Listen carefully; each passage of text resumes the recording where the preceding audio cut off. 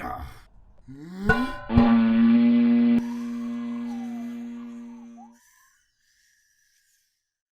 Norman is inside a long abandoned temple to some long forgotten god. It's nearby a local village, and they seem to be going through some kind of plight, some kind of plague. He was told by the locals that there may be some artifact inside here that may be able to help, as this was a long lost god of fertility and crops. He ends up inside of a large room where he sees in front of him a slightly more rotund sitting statue with gems for eyes. Upon seeing the gems glistening in the light and the sheer size of them, he settles upon the idea that one of these gems must be the artifact. He climbs up and begins prying the eye out of the large statue, when behind him a ghostly apparition of a priest appears. For a split second, then darts inside of the statue, animating it to life. It's an Eidolon. Excuse me? Eidolon. So say you're that saying again? what? It's called an Eidolon. This is that thing that's on the front of all those covers of D&D things with its eye being pried out. That goblin-looking statue. Oh, I know the one you mean. Yeah. I've never heard of this thing. Yeah. Yeah, I've never heard of this. An Eidolon. An Eidolon. That thing. You probably That's the one. The one that like convinced parents that it was a demonic book. That is exactly what it is. The book that made people go, is that a devil worshipping? a devil book, son? Hey, Anyway, Sonny, you trying to introduce solve? ourselves.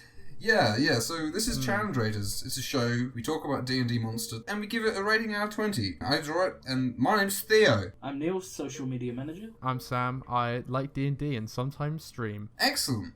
I haven't streamed for ages. I do have a Twitch account, which I like. I've been real busy recently. I haven't streamed in a while because I'm lazy. I have a Twitch account, but that's just because they run all the add-ons for games nowadays. Right. I Yeah. do. Anyway, so Strictly what this thing is, right? It's what exactly it is it's a spirit of a devout individual to a god who right. has been basically left behind in a shrine as a guardian. Sure. They are incorporeal, kind of ghost-like figure. It actually gives no description in the book of what the ghost-like thing looks like. It's just a Right. spirit that wanders the halls. Yeah. But it has the ability to animate sacred statues that are around the place. Yeah. And it's very strange because it's written as a creature that basically doesn't have much it can do. Right. Yeah. It's incorporeal and it can fear people, the spirit. That's the actual Eidolon. But then it also gives stats for a sacred statue, a large statue in the room. And the art it uses is that 2nd edition art. That's great. So, okay. So the statue gets some unique abilities. It's not just like a golem thing. Honestly, the statue is a big beat stick. Right, yeah. It just slams and throws rocks and goes crazy, and it has a bunch of immunities and resistances. Sure, yeah. It's a big, powerful, large thing that starts bashing you around, and it has its own hit points. And the Eidolon effectively goes into it, animates it, fights, and then afterwards the Eidolon, the spirit, can leave and potentially animate another statue. Yeah. It's like a poltergeist, almost, that darts between... I mean, what it really makes me think of is, like, every, like, boss from, like, a PS2 era game. Yeah. Where, like, you fight in one mode, and then you see it, like, floating above the arena, and then it flies into another, and you fight... Like, okay, I'm fighting a lot of guys today, I see. Fair enough. Does it specify anything about it taking damage, or could it just... If there were if it was an infinite room of infinite statues, you could just jump into each statue. Yeah, that's a good point. The occupation ability is a recharge one. Okay. Okay, cool. So it has it's recharge 5/6, which means a third of the time it's going to get it back. Mm-hmm. The creature itself the creature itself isn't that tanky. It's got like 60-ish hit points. The statues have about 100. 100. So that's pretty beefy. And bear in mind, like 12. It's 12, but like.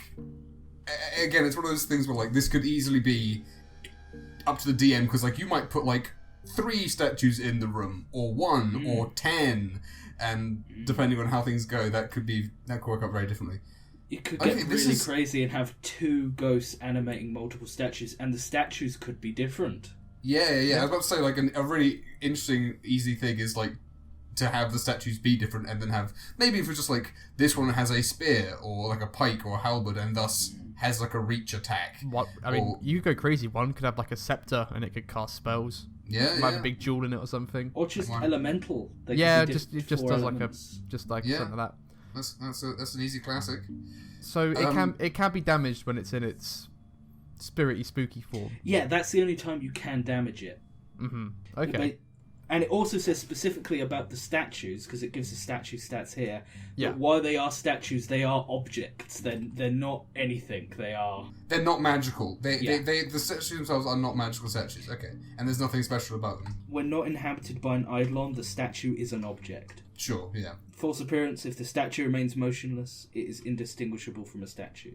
Sure. Yeah. It's just a statue. Hiding in there, waiting for you to pop around the corner. This is cool. I mean, I'm immediately thinking, like, you know, Indiana Jones-esque. Oh, temple robbing adventure, and then this is an easy little boss, or not easy as easy to use, not easy to fight. Yeah, easy to deploy. Yeah, that's the word. A great optional encounter as well. Yeah, maybe you're going through the temple, and like if you do certain things which displease the spirit, then it'll be angered and pop out and do some fighting. I don't know what I'm doing with these eyebrows, by the way. They're really confusing me. I mean, that totally could. You could have, like, loads of gold in there that it doesn't really care for. But if someone, like, tries to deface one of the statues, like in the on the cover, then that would be like, right, that's it. You little, you're getting some now. Exactly. Maybe you can't take my divine's eyes. Yeah. And the jewel eye thing is not like a specific thing about the way they work. It's just a thing. Okay, that's it's fine. just I'll keep it. A temple-esque. Sure, yeah. I can imagine like a kind of a Cup of Christ thing as well going on, where it's like you talk to the spirit inhabiting this place, and if you get your puzzle wrong, get your riddle wrong, or whatever, then it'll turn hostile. All good stuff. It's a Can cool. it talk? Oh, that's a good shout. Yeah, does it have languages and stuff? I assume. It says the languages it knew in life. Yeah, okay, that's cool. Because it says explicitly that they were a believer in life. What's cool about this is, like, it's like, Ghost is good, but Ghost is kind of... You have to work to, like, make it... if you wanted, like, a priest Ghost, you'd have to do all the work on that. It doesn't have anything. Whereas this is, like, an explicit... It's kind of like it's kind of the opposite of a Death Knight in a way, where this is someone who remained faithful to the point where they still inhabit the temple that they, were part of in a way. Anyway. Yeah, totally.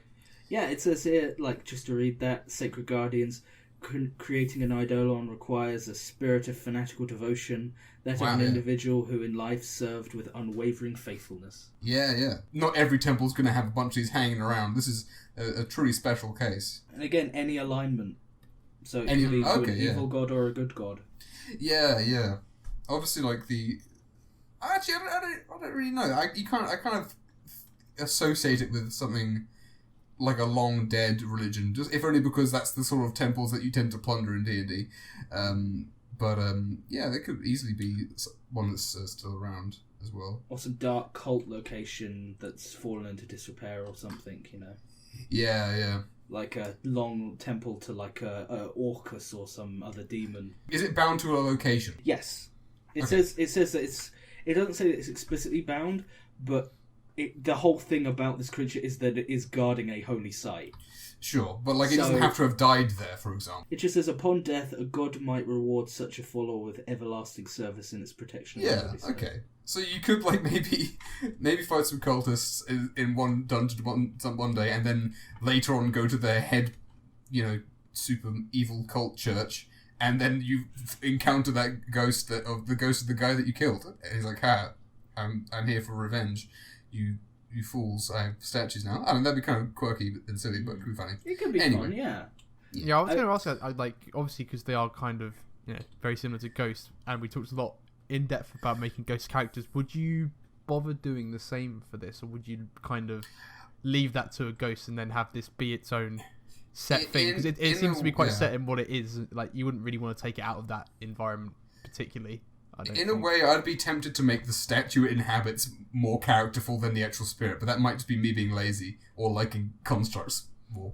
I don't know. Actually, that's a good question, though. Well, the statue's nothing. It's just that's the thing. Oh yeah, but if the statue's nothing, like technically, but what is the statue of? And like, it could be interesting. And I'm giving it like unique things to be on. Anyway, I wouldn't want to have it talking. I think that would because the cool thing about like constructs is they're like silent, like intimidation-y thing, and ghosts being undead like talking is good in a different way.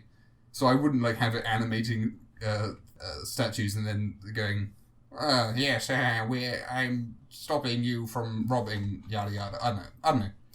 I think by that point the time for talk is over. That's true. Oh yeah, once it's like in its its war armor, as it were, then I don't think it'd be talking then. It's basically the spirit gets a mech is really what this is. yeah. Well, it's a fair point though, because like the ghost has like the possession thing, but that's like explicitly like on targeting a creature and possessing them, whereas this is like the other stereotypical ghost thing of possessing like a bunch of stuff. And the book like does not go into detail where things like animated armor and stuff comes from. That could easily be something like this. Maybe you could have animated armor as being like minions to something like this. Yeah, like a terracotta army thing that. Yeah. That could be cool. Because 12 is pretty tough. This is one of the. 12's high. It's. I'm kind of surprised I've not heard of it. I know of the book one, so I guess in a way I've seen its influence. Anyway, I think part of the reason why it's so high is it's technically 2 monsters or even more in one. Like, definitely. You could even have this thing because it's incorporeal. Right. You could have this thing animate the statue and then just fly through the floor, down a floor. Yeah, into exactly. like another room. Yeah. I think this works really well as like a dungeon boss that you encounter throughout the entire dungeon. Like you meet it in the first room. It like maybe it doesn't animate a statue, but like it'll do some animated armors or chuck some flying swords, you whatever that sort of thing. And then as you go through, maybe it gets involved more and more. And then final room, bunch of animated armors, and then one of these with a bunch of statues that have unique abilities. I think that'd be cool. I'm really liking the. Exactly. I'm liking the aesthetic of having like a dungeon encounter that is just like possessed items. Yeah. It would make those. Obviously, we didn't give the flying sword a particularly high rating, but I think that was just because it was literally just an attack. Yeah, it is. It's an attack. I don't disagree, but I think that having that, having this as like the boss of like an encounter where you're going through rooms and there's this different like you start off with the swords and that. I think that is as I say aesthetically that kind of appeals to me. That would be an interesting dungeon. And because it's. Well, I guess we're talking about minions in a way here, but like a lot of like stuff like animated armor and all these things are deliberately non-specific about like their lore, so you can use them how you want. Whereas this is, I think this is like it sounds in a way it kind of seems quite closed. Like what it is, it's quite specific. But I think like you're likely in a D&D campaign to have a religion of some sort, and like you're probably gonna have cults and stuff, and I think this creature is only really being limited by how well you're using religious groups such in your setting. Like, there's nothing wrong with it coming across an ancient temple and not knowing anything about it, but this could also be used as like a really good, not exposition, but a storytelling element that tells you something about the world. Yeah, a different civilization is like the easiest. Clearest way of doing this is that a lost civilization's gods. Maybe the ghost does try and communicate, but it just doesn't speak a language. Yeah, it doesn't have the right language. Yeah, and then that could be a fun encounter of maybe the wizard trying to communicate with him with some kind of spells, but he doesn't have the patience for that. Yeah, because it comprehend language is like a 10-minute ritual and stuff like that. Yeah, or like the wizard's trying to figure stuff out, and then Rogue is poking around, looking at statues, poking at the eyes. Oh, these are gems, nice. You can see it. You can starts chiseling out one of them. Really, gets really enraged. Standard stuff, but I think it'd be very cool. It's a cool idea. I guess it's I think, like, Norman here. It definitely fits into, like, you could have, like, in, like, a general sense, if we're talking about, when we talk about if something's specific, but it's, like, got a good specificness, or if it's quite general, we quite like it. I think you could, in pretty much any world, you could have a tomb that has this in it, and that would not be out of place, which I think is quite compelling in a way. And you could do, obviously, what you do with that, as we said, is quite important. And it's just part of a larger shrine, a larger complex as a shrine inside a larger complex, a dungeon. Yeah. I did just want to say that I did say it's like, just a beat sticky kind of creature. And we are staying away from telling numbers. It's just... Yeah. But I do just want to say that its slam does do 60-12. That's pretty big. I mean, okay, that's fine. I think those numbers are fine to mention there. That makes sense a bit towards why it's probably a challenge rating 12. It's hitting very. I mean, I guess it's like if it's a giant statue, it's hitting you like a ton of stone or something. Yeah.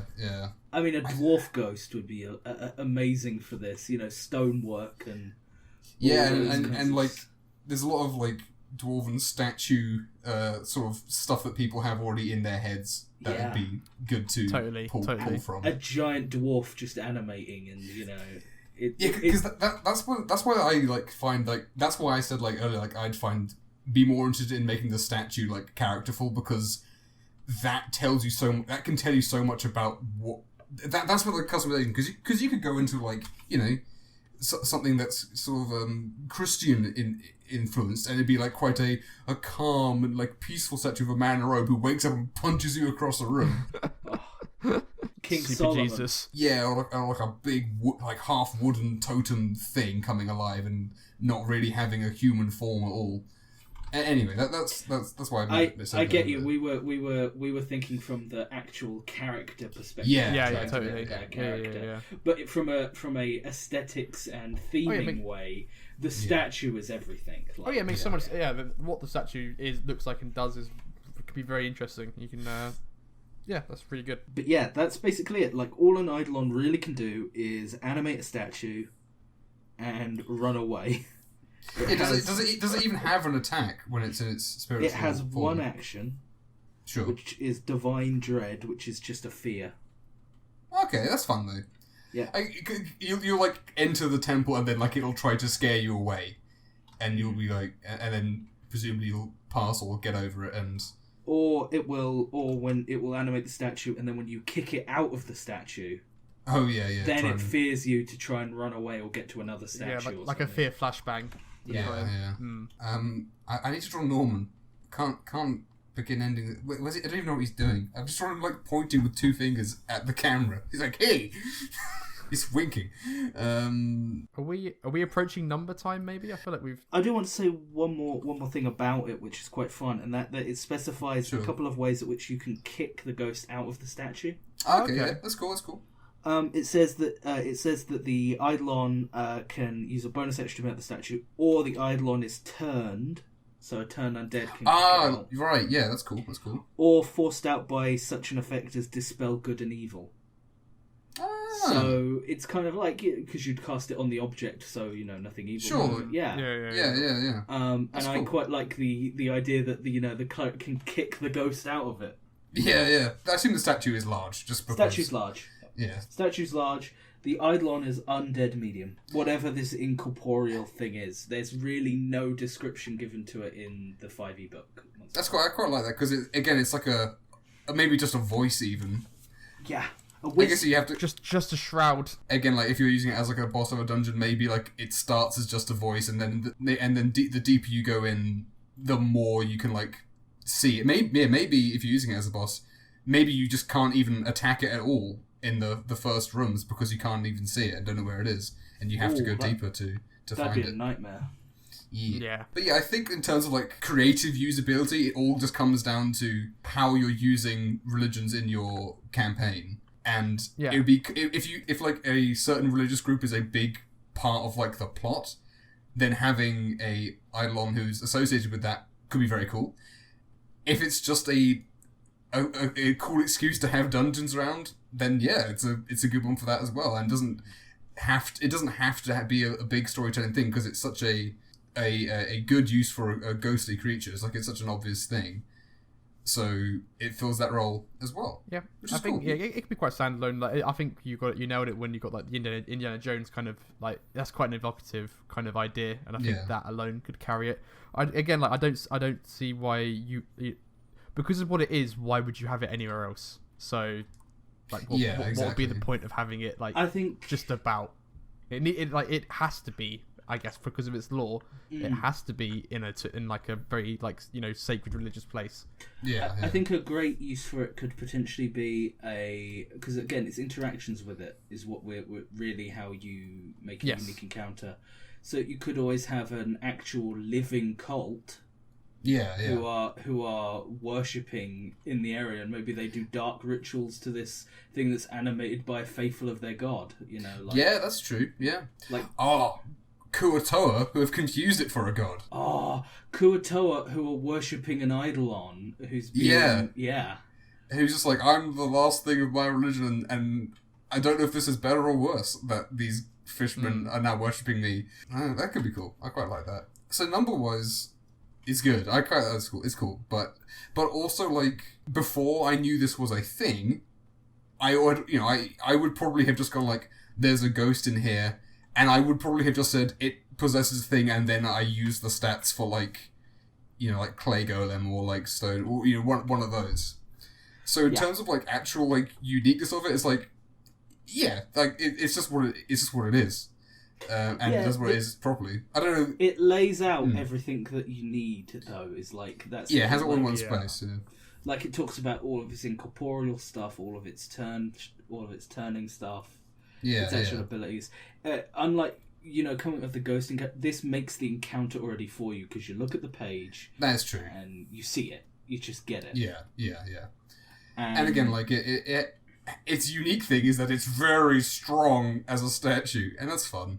It's nothing complicated, but it doesn't really need to be, because it has the cool mechanics of how you can force it out is unique enough. I think that's quite interesting. Yeah, and you could have it move super slow, so like its punches is literally just thwopping you across the room, and then it kind of freezes up almost. Yeah, but yeah, the I think it's clearly above average. Like, definitely. I'd agree. I'm kind of thinking around like a 13. That's like where my heart is putting it for now. I had a 12, but I could go 13. I'm going to go 13 too, but part of my brain is telling me we're giving quite a few things a 13. There's a lot to like in D&D. Well, there's a lot of good things in D&D. It is a fair point that usually when we do something that's bad, it's because I say we haven't done something really bad in a while, and we need to fill out our bad quota. Also, is it worth saying that this is Inktober? It is Inktober. It is true, and it's ornament. So I'm gonna ornament it up. Anyway, he's tried to he's just taken his amulet thing, and this guy's waking up and going, you forgot to say the magic word. No. I guess this guy's got very short legs. If I just sort of do this a second and map out where Norman's legs would be, sort of, I don't know, sort of like this. He could be cross-legged. Are you sure he's not this? Are you sure that's not what's going on? He's got UV legs. Norman could be on a ledge. Yeah, that's true. He's probably he's going up some steps or a ledge, anyway. Yeah. I was I've not got enough undos, I don't think. Hang on. Oh god damn it! I just thought of another cool encounter actually. Oh yeah. Of a temple to maybe like tri-god temple, right? Yeah. Where there's like an Eidolon to like 3 different gods. Sure, and they're all of like the similar thing, but you could walk in on the ghosts having an argument. Yeah, and three guys trying to figure out whose god's most important still, and then you just go like, no one worships your gods anymore. Exactly, and then doesn't matter anymore, guys. I'm sorry. Yeah, exactly, and then that could maybe lead to a fight against one of them, or you could try and convince them to turn against each other, and if you just say you're all idiots, then they all fight you together. Yeah. And that would be a very difficult encounter, bearing in mind it's horrendously high challenge rating. That would, I could imagine that all written down though in a module of like walking in on that encounter. And the only reason I would go lower than 13 is because I would like to see the statue have some more like interesting, like maybe some cleric abilities. Yeah. Which I think would be like an easy. So maybe I might actually sway to 12 with Sam. Hey. because I would want to use this as like a cool boss because of its high challenge rating. You'd want to do some things to it though. Yeah, I wouldn't just use the base one exactly. I would make some little tweaks. I'd be happy to, I'd be excited to, and that's why it's a fun thing, because it's not just like, oh, I'll use this. It's like it's a cool thing. Also, that would probably be really mean if you did give it cleric abilities. That's true. Because of you can't break its concentration if it's in the statue. Ooh. But like giving it some smites or something, giving it a no, I know, but and imagine that like spirit guardians or something. Like yeah. Oh, maybe the party's really annoyed you. it's like I'm gonna. They've got a particularly annoying cleric, and you're like, I'm going to show you how annoying a good cleric is. Okay, all clerics. Or if they can't think of a good way to get it out of there. Yeah. Like the rogue runs down the corridor where it can't fit down and starts smashing ancient pots. Yeah. All the rupees flying out. And also, one thing this statue is missing, just to say, is laser eyes. Of course. I think ancient temple needs laser eyes. If it's got gem eyes, that's like the default thing, it should be shooting lasers from them. It should have some cool stuff like that. Come on, guys. So that's why I'm going to say 12. Right, do you have an Eidolon? Do I have an Eidolon? That's a very personal question. I need to stand up to my full height of 2 feet. There it is. Hey. Oh. I'm not quite as happy with it as I was with mine at all, but it's still pretty fun. I do like it. It's a very, very fun nose. Oh, yeah. He's a sort of Tengu, kinda. I kind of cleaned up, made it more obvious what was going on with Norman. I think that in the sketch it was a little bit unclear. But now it's more obvious. He's obviously trying to make off with this little amulet of some sort, and he's not having any of it. The old mage pull. Yeah, exactly. And there's some weird red-pink thing. That's the ghost with the arrows going into it. I see. Those are the ghost lines. Coloured smoke is always fun. Yeah. I do like it. That's cool. Yeah, it's not the worst thing I've ever drawn. I think it says about a lot about what we talked about, how you make the Eidolon whatever construct you want it to be. Yeah, that's the emphasis, really. Make it fit the religion, fit the setting, because like the I think the one in the 4th edition second one is like this again. It's this kind of demon looking thing, which is all well and good, but again, I just looked up. It's a Greek ghost word, and why not have a sort of perfect sculpted white marble god man, or goddess or whatever. The thinking man comes to life. Yeah. Why even have it be bipedal? Yeah. Or we go full circle to last week's episode. Why not have it be a minotaur if it's Greek? A giant minotaur statue. Yeah. Or like you could have a Lolth kind of statue in the Underdark, and it could have sort of like wall climbing powers and all this sort of thing. Oh yeah, cool. Talking about how the thing creaks to life would be very fun. Yeah. But yeah, it's got its place in the D&D history by being on the box or on the books, even, or on a book anyway. So we have to like it. But it's cool. And I like it because everyone likes it. I personally like undead, ghosts, and constructs. There's the two of my faves. So this thing's it's everything. It's everything I could ever want from that, I suppose. Yeah. We're gonna have to design the ultimate undead ghost adventure dungeon. Yeah, I mean that'd be very fun to do. Because you could always have a ghost be multiple of these creatures in one. Yeah, I was kind of thinking about that because like. It seems it's in a way that it's a shame that like the regular ghost, like if you wanted to possess stuff, you'd have to, as in possess like objects and stuff, you'd have to think about it for 5 minutes yourself. But it would be pretty easy to do.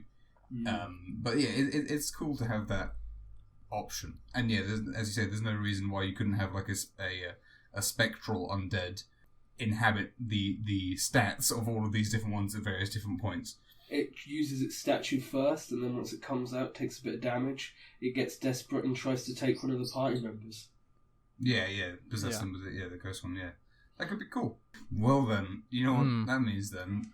I don't know about you. Oh no! But I liked that video. So why don't you? Well, I'm afraid I do like to subscribe to this channel on a regular basis on multiple proxy accounts. So having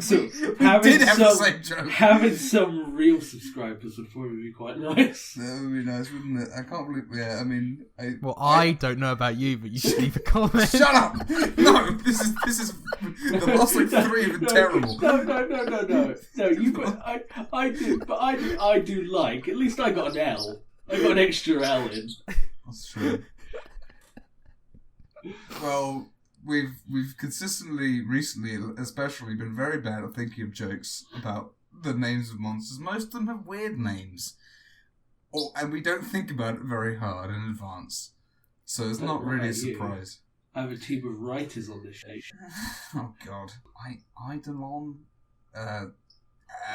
Don't be idle in the YouTube comment. I don't know section. Yeah, something like that. Clutching at straws. Yeah. Come on, Wizards of the Coast. Think of some funnier named monsters for us. Much like the Eidolon and its statue, you should leave a comment if the will possesses you. I don't know. I guess so. Maybe that could be a joke. Let's dig a little deeper. Look, there's one over there in the distance.